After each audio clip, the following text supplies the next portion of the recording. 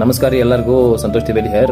ನೋಡ್ರಿ ಫ್ರೆಂಡ್ಸ್, ನನಗೆ ಇಷ್ಟು ದಿನ ಬಂದಿರುವಂಥ ಪ್ರಶ್ನೆಗಳಲ್ಲಿ ಒಂದು ಭಾಳ ಇಂಪಾರ್ಟೆಂಟ್, ಆಮೇಲೆ ಅತಿ ಹೆಚ್ಚು ಜನ ಕೇಳಿರೋ ಪ್ರಶ್ನೆ ಅಂದರೆ ಈ ಗೌರ್ಮೆಂಟ್ ಜಾಬ್ ಪ್ರಿಪರೇಷನ್ ಸಂಬಂಧಪಟ್ಟಂಗೆ, ಸರ್ ನಾನು ಈಗ ಜಾಬ್ ಮಾಡ್ತಿದ್ದೆ, ಜಾಬ್ ಬಿಟ್ಟೇನಿ, ಸ್ಟಡಿ ಮಾಡಕತ್ತೇನೆ, ಒಂದು 2 years ಆಯ್ತು.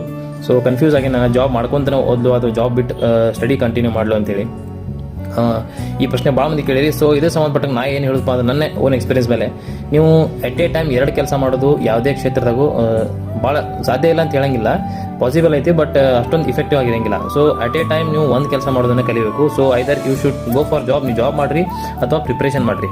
ನೀವು ಫುಲ್ ಫ್ಲೆಜ್ ಆಗಿ ಲೈಕ್ ಏನಂತ ಕಮಿಟ್ ಆಗಿ ನೀವು ಡೆಡಿಕೇಶನ್ ಓದ್ತೇನಂದ್ರೆ ಓದ್ರಿ.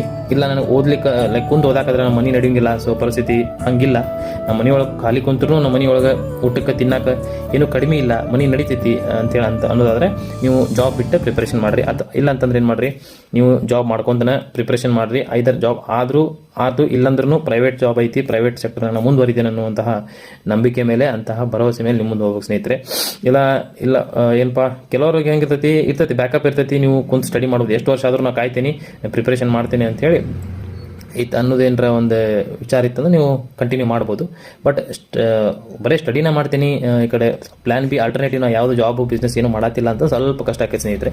ಸೊ ಆದಷ್ಟು ಜಾಬ್ ಮಾಡ್ಕೊತಾನೆ ಒಂದು ಆಪ್ಷನ್ ಸೈಡಿಗೆ ಸೋರ್ಸ್ ಆಫ್ ಇನ್ಕಮ್ ಇಟ್ಕೊಂಡ್ರೆ ನೀವು ಪ್ರಿಪ್ರೇಷನ್ ಮಾಡ್ರಿ ಅಂತ ಹೇಳಕ್ಕೆ ಇಷ್ಟಪಡ್ತೀನಿ. Thank you so much.